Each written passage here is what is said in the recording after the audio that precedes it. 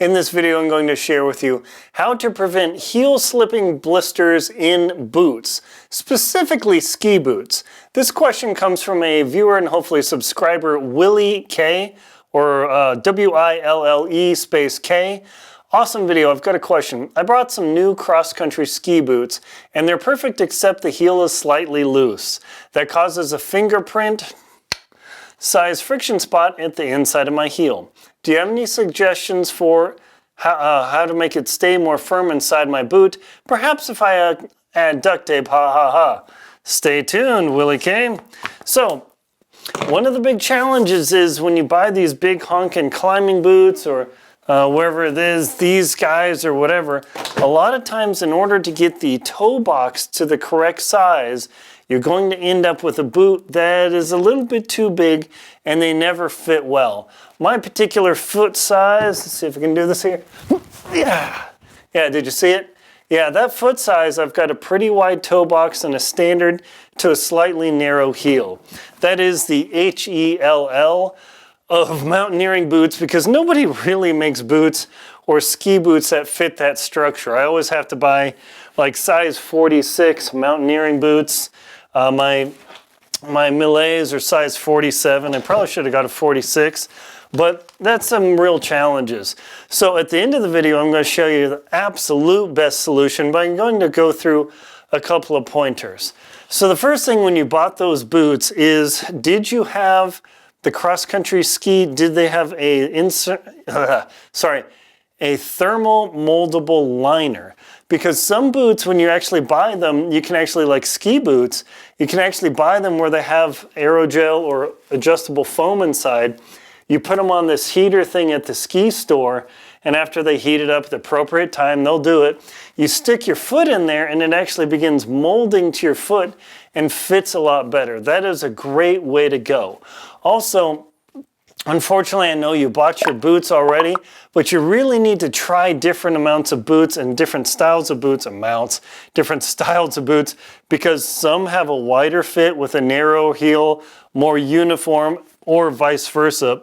And that is something to really consider, is spend a lot of time doing that. Now, of course, Willie K, I know you bought your boots, so I'm going to have extra pointers here to help you out and stay at the end for the best pointer.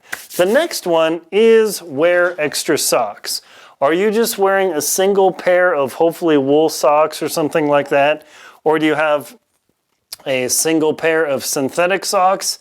If so, instead, Willie K or anyone else out there, double up your socks, but these right socks are actually a double sock already. They have an internal woven structure where it is actually a second sock. Let me see if I can pull it out here.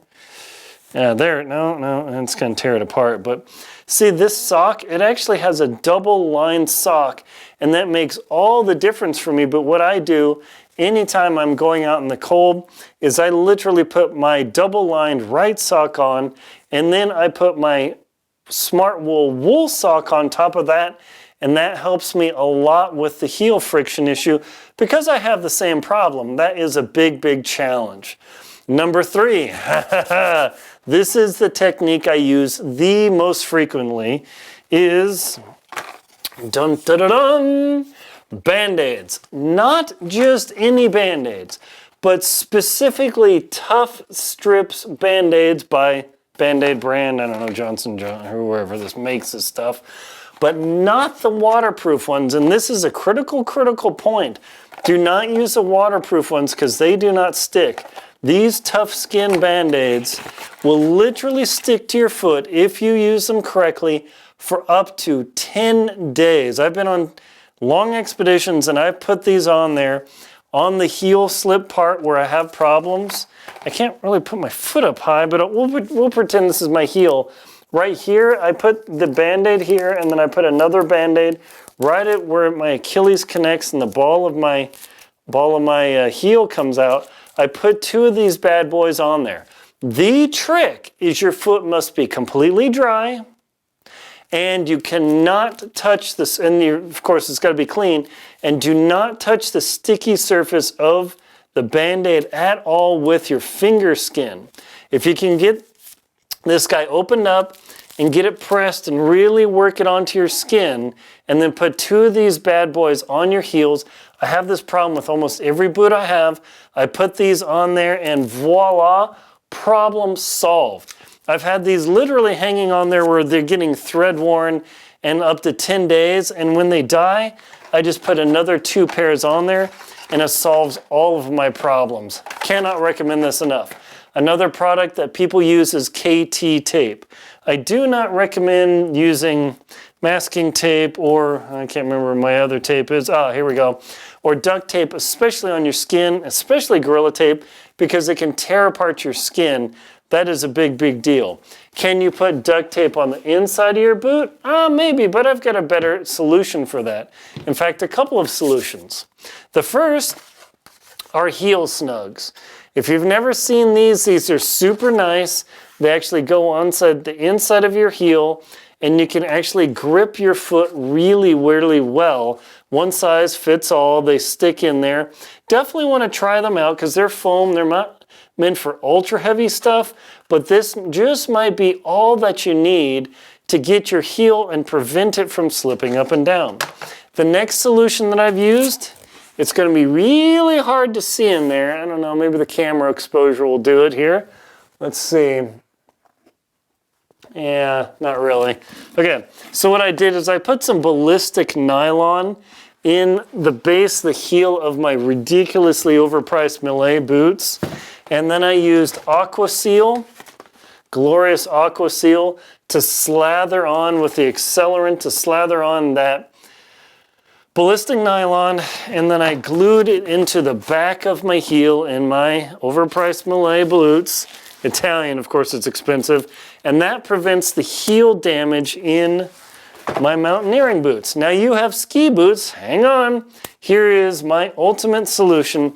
You probably have plastic boots, and this is going to be a tough one, but in my Alpha Mordre Pros that I had to order friggin' custom from Norway, I had a local boot shop. Again, I don't know if the exposure is going to see it here, but I had a local boot shop insert. In fact, let me solve this problem.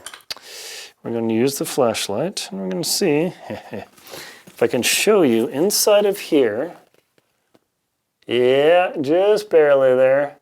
In the inside of here, you can just see leather in the back of the heel area. Oh, there you go. There you go. So what I did is I went to a good boot shop and had them sew on. You can literally see the stitching here. Literally sew on through my leather boots a leather heel cup, and that worked perfectly. My heels are slipping. I thought I'm going to get destroyed in Antarctica. These boots have seen like 1,000+ miles, you can tell. But having a professional installation to snug up that heel of a piece of leather, smooth leather, it's worked super great forever, never failed me. That is the ultimate solution. Do not take it to a shop where some young kid think, oh yeah, we'll just put cotton and we'll stuff cotton in here and it'll totally work.